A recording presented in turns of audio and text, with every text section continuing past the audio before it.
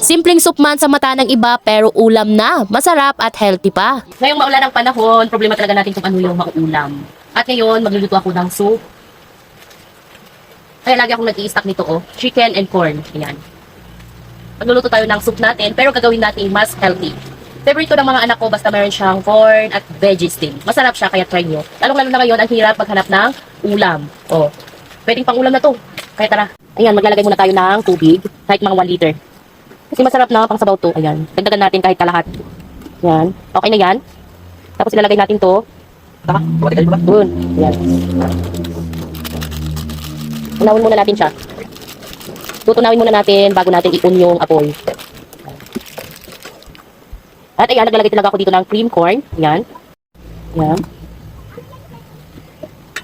Tapos, i-on na natin yung apoy. Yan. Hihintayin natin kukulo to. Kasi lalapot siya. Yan.